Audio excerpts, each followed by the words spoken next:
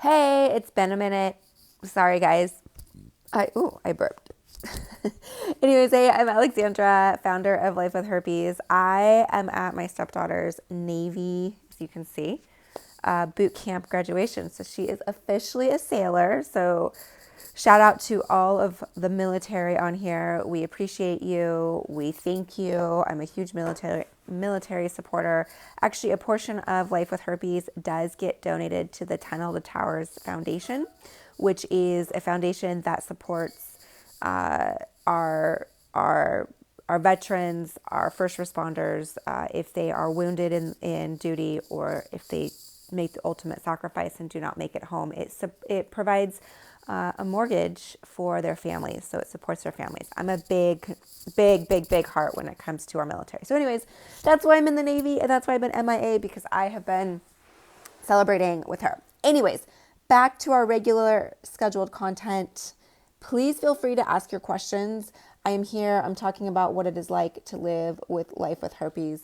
I was diagnosed with HSV1 in 2003 and HSV2 in 2011. So I have been living with herpes for over 2 decades. It is something that I've learned to live with, I have dated with, I am married with, I am a mommy with, all these things that we believe when we're first diagnosed, that this is not possible, right? You think that your dating life is over. You think that you have to settle. You think you have to sacrifice. You think maybe I'll be married, maybe I won't, and will I ever become a parent? So I am going to tap the screen to say thank you for those of you that are joining, and thank you for those of you that are military, of course. And I am going to congratulate you for showing up. This is the first step to getting over your diagnosis, and this is the first step to getting through what I like to call the Eeyore phase. Eeyore, as we know, is Winnie the Pooh, the character in Winnie the Pooh who has the rain cloud over him 24/7. Life is hard, life is dismal, and that is exactly what we feel like when we are diagnosed with herpes. We feel like Eeyore. I was Eeyore for 2 years. It wasn't really fun, but it was a crucial step on getting through my healing. And that is my purpose here, and that is my goal, that is my mission, is to help support you guys. I don't want you to stay in a Eeyore phase. I want you to get through that, and I want you to get on to your beautiful, beautiful, wonderful life. So cheers to you. Thank you so much. And if you have herpes, this is your opportunity to ask your questions. This is your community. Definitely follow, like, whatever it is, subscribe, whatever the word is. I don't know. And if you don't have herpes, or you know somebody, you love somebody that has herpes, please forward, please share this platform, not this platform, my content, my live, with somebody that you know that needs to hear this information. Because like I said, the worst thing we want to do is have you feel ostracized. And that is exactly how we feel. So thank you for the hearts. Thank you for the follows. Thank you for the shares. Okay.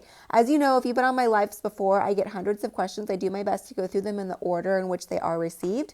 So let me go on ahead and start answering them. Have any of your kids tested positive? No, my son does not have herpes, and my husband does not have herpes. So it is totally possible. Rachel says, my husband has herpes. We have been together for years, and I have not gotten it. Yeah, it's absolutely possible to prevent transmission. I think the most important thing here is communication.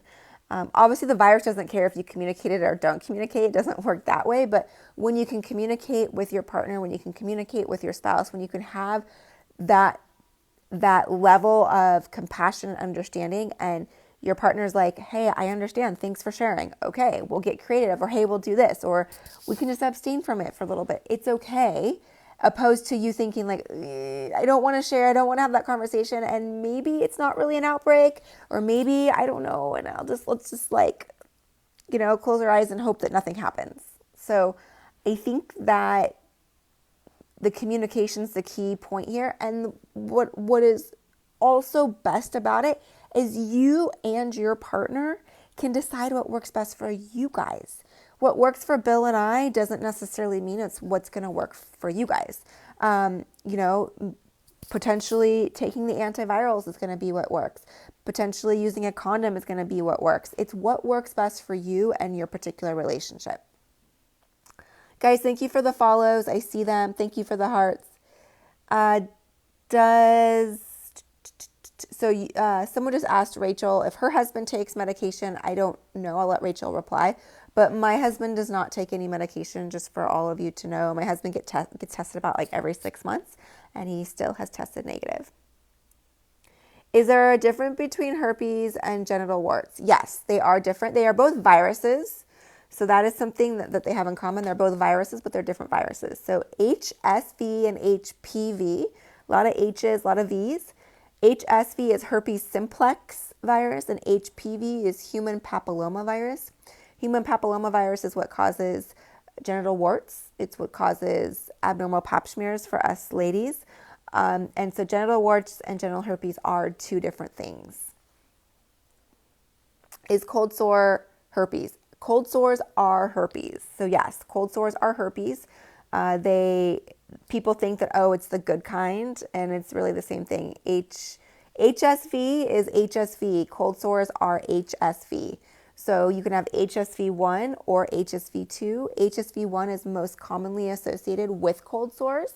But you can have HSV1 as well genitally, and you can have HSV2. I'm opening that up for the light. You can have HSV2 also orally. So it doesn't matter. I wouldn't look so much about like what type you have, is like where's the location. Do you have an oral or genital? And just know that whatever type you have can be transmitted to your partner down there. Guys, thank you for the shares. Thank you, thank you, thank you. How do kids end up with cold sores or herpes? Usually they have a relative that, or a kid in their class or whatever. I don't know about that, but they have a relative that kisses them, usually with a cold sore, and that's how it gets transmitted. So, or they share drinks or items with a family member that has cold sores, and usually if they have an outbreak, like they take a sip of mom's water and mom has a cold sore type of thing. Or you have a grandma that kisses the baby and the grandma has a cold sore and doesn't realize that it could be transmitted that way. So that's how kids end up with it. If you're careful about it and just careful with your child, excuse me, there's a lot of ways to prevent the transmission. With that being said, can you still transmit it without cold sores? Or, excuse me, can you still transmit herpes without an active outbreak? You still can. It's called viral shedding, and it is possible to transmit. It's less likely. It's obviously when you have an active outbreak, you have the viral DNA in there and it's doing its thing, right? So that's going to be the most potent time to transmit herpes via kissing, but you can still transmit herpes without an outbreak. Here's the thing. Here's the thing I want us to look at, and the way that I look at it. So take it or leave it. You can choose how to, again, it's what works for you, what works for your kids, what works for your family, what works for the kids in your life. My son is going to be exposed to other people that have herpes. My son is going to pick up other people's drinks. I don't like it. I don't like him sharing drinks with not strangers, but like other people. I don't like it, but it's going to happen. Other people are going to kiss my son. Other people are going to do those things with my son. And those other people have herpes too. So I'm not the only one with it. And if I was the only one, it'd be maybe different. But I look at the people in my son's life on a daily basis. There are, let's see, 1, 2, 3.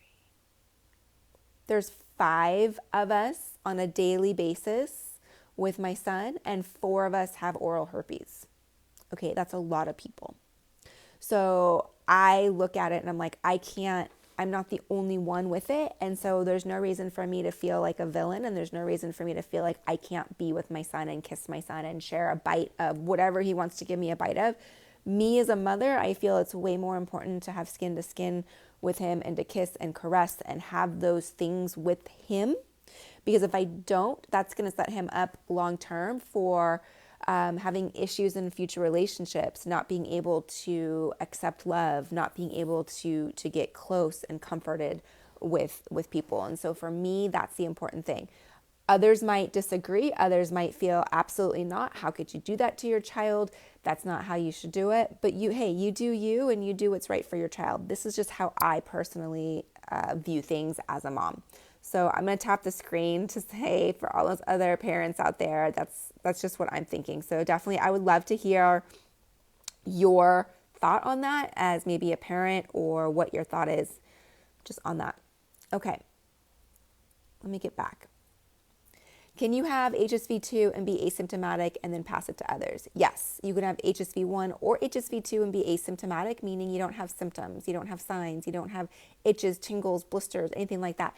That is how majority of transmissions occurs, because the people are asymptomatic and don't know they have it. So they are unknowingly transmitting it. They're not having those conversations. They're not getting tested. They're not practicing safe methods with a partner. Is it possible to never have sores or blisters or cuts, just irritation? Yeah, there's a lot of people that I get the nerve pain, or I get the irritation, or I get this, I get that. Yeah, there's a lot of people that get that as well, and they just never get outbreaks. As long as I take my medication, I'm good, and it's not even there. Yeah, the the antiviral does a great way. It does a great job at keeping the virus dormant. It does a great job at it does a great job at that. And if you want to take the antiviral, that is awesome. It's great. There's a couple types. There's Valtex, valcyclovir, acyclovir. I was on it for 3 years consistently. I never got an outbreak. It was great. I didn't have to think about it, didn't have to worry about it. This is when I was dating. This is when my husband and I were newly dating. It was great. I didn't have to think about it. Me at this point in my life, I don't want to be on an antiviral. I don't believe it's something for me that I want to do health-wise. So I don't take it, but that's absolutely something that you can do if you want to take. Definitely thought it was canker sores. So canker sores and herpes outbreaks are two different things. Canker sores are typically inside the mouth. Herpes outbreaks are typically outside the mouth. However, you can have herpes outbreaks inside the mouth as well. Canker sores are more hereditary. They don't really know what causes them, as far as why certain people end up with them and other people don't. But there are similar things that cause canker sores and herpes outbreaks. Like women that are on their period tend to get canker sores. So also women on their period tend to get outbreaks. There's some foods that can trigger canker sores, like the acid, and sometimes those foods can trigger herpes outbreaks for us as well. So a lot of times they are triggered by the same things, but they're different things. Okay, wow. Tons of questions. Sorry, trying to get to them. Guys, thank you for the follows. I appreciate it. They are working on a cure. Yes, I believe people are working on a cure for herpes, or at least a vaccine for herpes. Is that a cure? I'm not sure. There's two different ways to look at it, right? Is there a vaccine that can help prevent transmission? And then is there a cure for the people that have it? Those are two different things. And yes, I believe that they are working on that. Wait. What smoothies did your friends use to get negative tests? Do they still have the symptoms? My friends didn't take smoothies per se. They just followed a high lysine diet and basically cut out all arginine. They only had high lysine. And they tested negative while they did that diet. And then once they went back to having normal food, they tested positive again. So again, that's just from what I've heard. HPV, can it go away? HPV, so it's a virus. Viruses don't go away.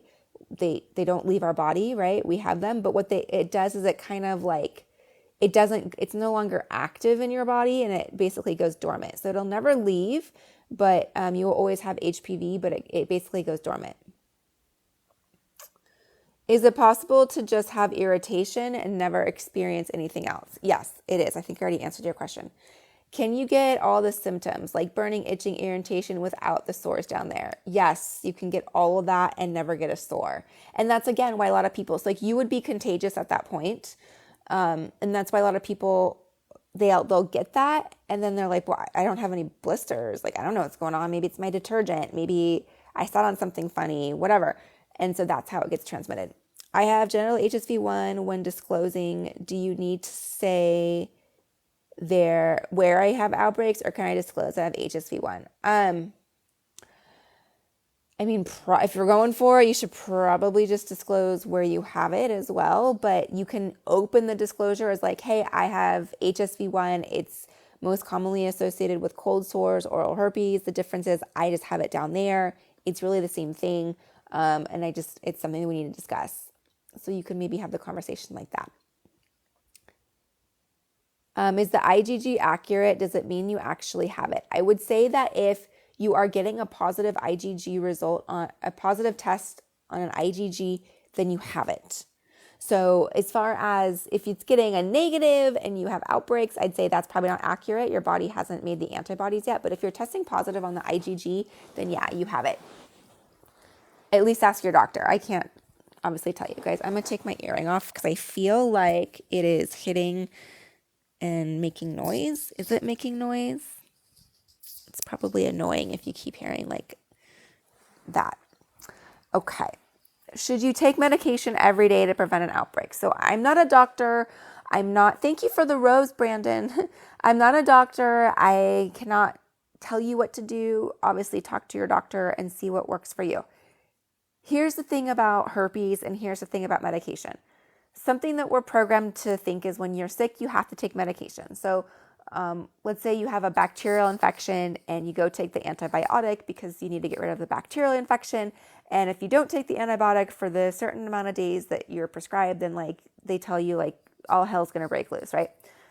That's different with herpes. It's not a bacterial infection, it's a viral infection. So the viral infection, aka an outbreak, will clear up on its own when it's ready. And taking medication it just speeds up the recovery. It doesn't change anything else. So it doesn't get rid of it. It doesn't do anything like that. So if you want to take the medication daily as a prophylactic to help prevent outbreaks, you can absolutely do that. You can also take it daily, you can take it when you have outbreaks to help speed up the recovery, but it's not something you have to take daily unless you only want to. Again, back to what I was saying, we think that if we have, bacterial infection, we have to take it daily. What if there's an outbreak during labor? Okay, I love getting mommy questions. So congratulations on becoming a mommy. So what I recommend doing here, talk to your doctor, get on the same page with your doctor. See what you and your doctor want to do. How long have you had, your doctor's going to have his or her own protocol for delivering a baby with a mommy that has herpes. So my doctor and I were on the same page. My doctor was okay with me delivering vaginally, and I took the antiviral about 4 weeks prior to delivery and was able to deliver Clinton vaginally. He said if I did not have an outbreak during the week before my delivery and have no sensations of it, then he's comfortable with me delivering. Again, you're going to decide to do what works best for you and what your doctor feels most comfortable with. So I do have a blog post on it. I do have some videos on it. You can check out the videos. Also, you can go to lifewithherpes.com.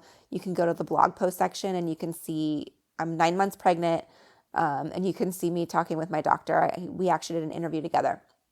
Speaking of which, if you're new to herpes, if this is something you're like, what do I need to know? What do I need to do? How do I go about it? I do have a 21-page ebook for you. It is absolutely free.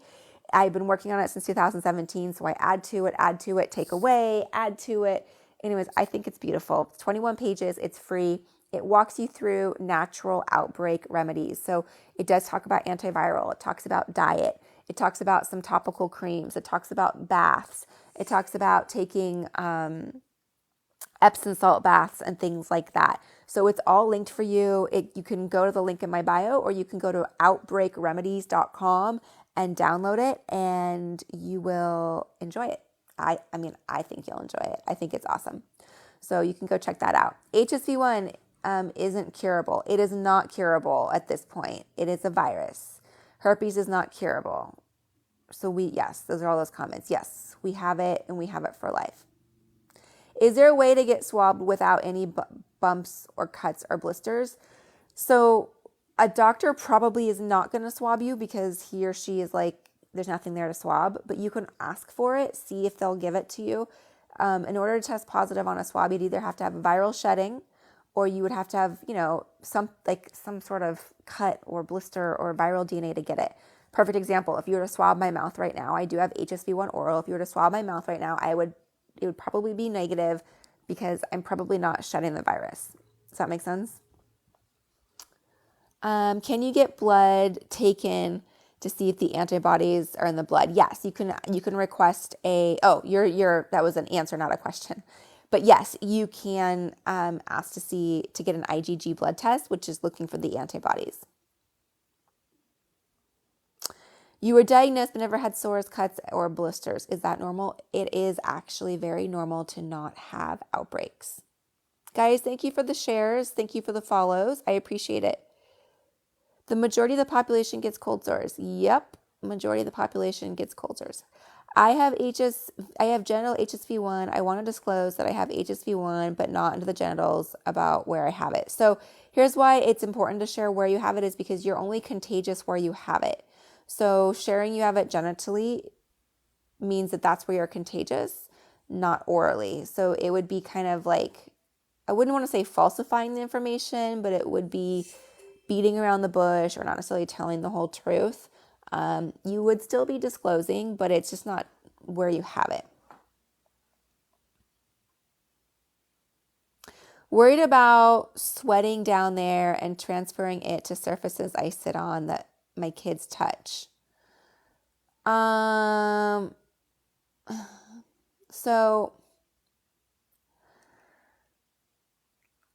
if you have an active outbreak, I would be careful with like bodily fluids. Again, I'm not a doctor, so I don't know exactly, but I would say when you don't have an outbreak, I want you to live as normal as possible, and we can't work. Like there's other heebie-jeebies that your kids touch all day long, right? Like, there's tons of shit they touch. So there's other people that have it that don't wash their hands or touch an outbreak. This is a long time ago, but I was getting my nails done and I was watching someone getting her nails done, and she had a cold sore and she was picking at it and touching it and then would like put her hands back down and like get a manicure. And so the manicurist was now touching her hands that she had just touched the virus, right? And I was like, ooh. I don't know. I would say that like if you have an active outbreak and there's like bodily fluids, yeah, I'd be careful of that. But other than that, I feel like you can't live your life in this way of, oh shit, I can't do anything.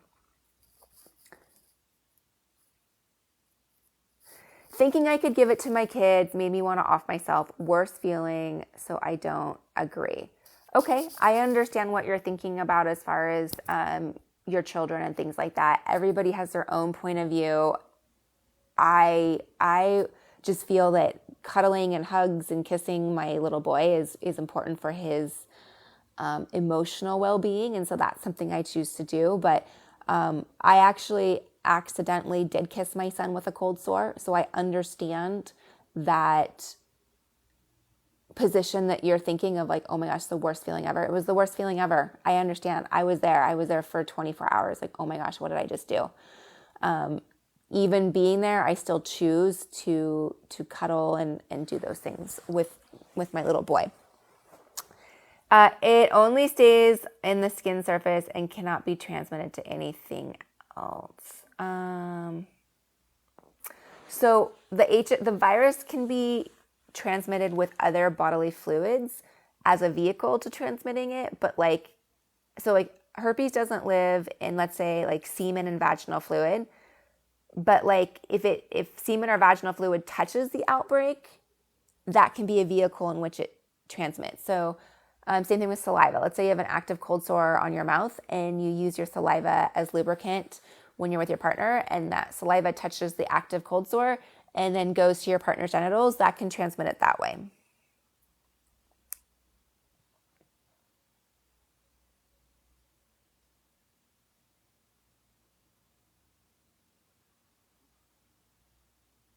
Okay, I have tons of questions. I'm doing my best to get through it.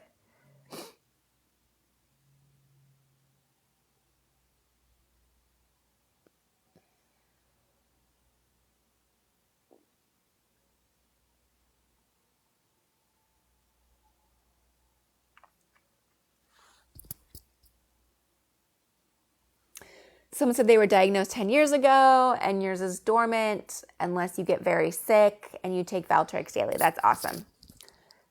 Have I tried Herpes? I have not tried that. I only get outbreaks when I'm about to have my period. Yeah, that's pretty common for a lot of women. Someone saying, I gave my daughter HSV1, so now what can I do? You'll just have to see how often your daughter gets it, if she even does get it. A lot of times kids don't get them that much. I would say, take away maybe not take away, but like other things that stress her out or foods that can trigger it for her. And I would just try to see what triggers it for her and try to have more lysine in her diet. Chocolate is a huge trigger. It is a huge trigger.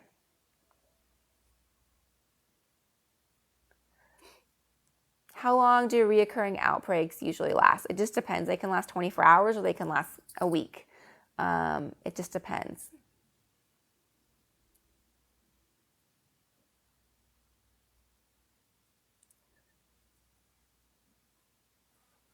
Do you have to take medication for it to stop spreading it? Some people choose to take the medication daily to help prevent transmission. That is going to be the best way to prevent transmission.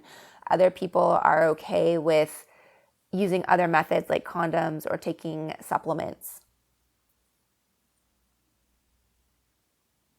I wonder why it isn't passed when women give birth. So that is when it gets transmitted, is during the delivery.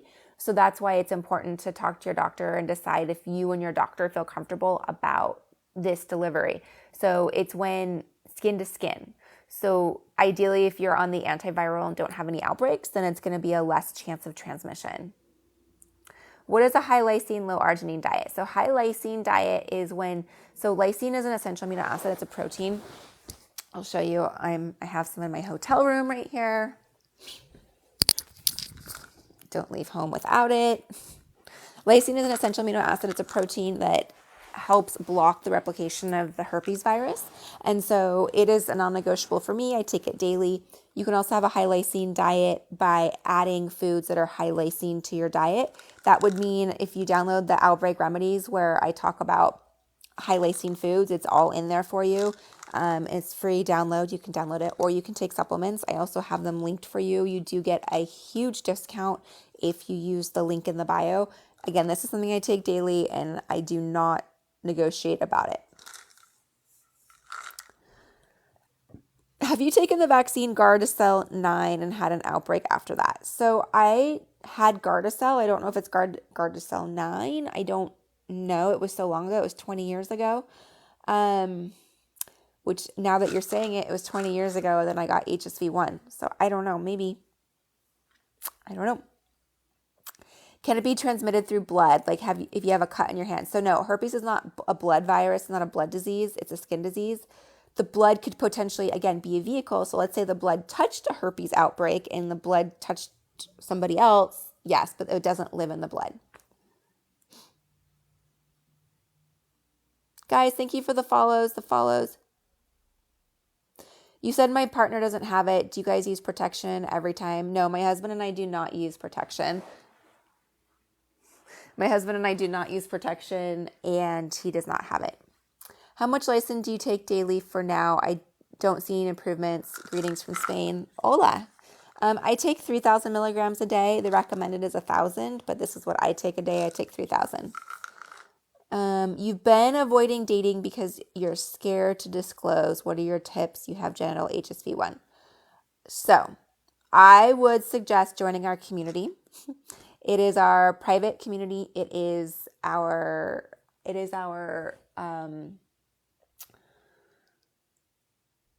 amazing. Like I'm like, where do I want to go with it? It is a community I started in 2017, and that's why I started Life with Herpes. It is a community of people all over the world, and we are here to support one another. Why I think it's important you join is we have 8 calls a month, and on those calls we talk about dating. On those calls we talk about disclosing. On those calls we talk about our disclosing wins. We talk about our disclosing, not failures, but our disclosing disappointments. And I just think that's the best place for you to begin your journey. Dating is something that's normal. It's part of life. Millions of people are dating with herpes. So why can't I? Why can't you? And that's what I thought when I was diagnosed. It took me 2 years to think that way, but that's what I thought. If joining our community is something that sounds great, I do have it linked for you. We also have an outbreak toolkit. So we have a toolkit that walks you through disclosure. We have a toolkit that walks you through why it's important to disclose, how to disclose, when to disclose. I do have that also linked for you. So there's a lot of options for you. If you want to just be like by yourself and download a toolkit, great. If you want to join our community, I think that's going to be the best thing for you.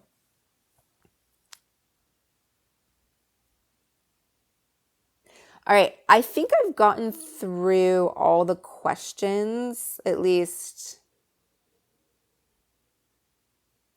How do I deal with HSV knowing I have it for life? Well, I can't change that. That's how I deal with it. I can't change it. There's other millions of viruses I have for life. It's part of being human. It's part of experiencing life, and it's part of who I am, right? So I can't decide I love 99% of my life except 1% because it's herpes. So you know what I mean? You either love it or you love yourself and love your life, or you don't. It's not something I'd like run out to sign up for, obviously, but it's something I can't change. And so I can't look at it as the glass half empty. I have to look at it as the glass half full. All right, today is the last day. I should have been talking about this the whole time. Today is the last day for the pre-launch or pre-sale of the Herpes Fix-It salve. So we created this. I do have a video on it if you want to go back and look at my feed. It is awesome, by the way. It has it has manuka honey. It has frankincense essential oil. It has peppermint essential oil. It has melissa oil, which is lemon balm. It has so many great essential oils. It's all natural, and you can use it directly on your outbreaks. It helps with the pain. It helps with the tingle. It helps with the recovery. It helps with the repair. It helps with the anti-inflammation, and it's on sale. Today's the last day, and it is a pre-sale. So if you want to join my newsletter, you get 40% off. If you don't want to join my newsletter, you get 30% off. So you can choose what you want to do. If you join my newsletter, you'll get an email that shares the link with you, and you can check that out. If not, just go to the link in my bio and sign up for the pre-sale. It is awesome, awesome, awesome, awesome, awesome. I have enjoyed using it. I've used it on other parts of my body that are not herpes related. I've used it on my crow's feet. I've used it on owies that, like a hangnail. I've used it on other things, and it's like, whoa, that healed it. It's gone. It has wonderful healing powers. Check it out. You definitely want to see it. And today is the last day for the pre-sale. It's going to ship the first week of December, but it is awesome. So go check it out. Thank you, thank you, thank you. I love the follows, love the shares, love the hearts. I do also have other content if you're interested in other herpes wellness products. If you want to check them out, they're all linked for you. I just can't thank you enough for joining me. I have a ton of gratitude for you spending your morning with me, and I will see you all soon. Have a great Friday. TGIF. Bye, guys. Okay, let me figure out how to turn this off. Bye, guys.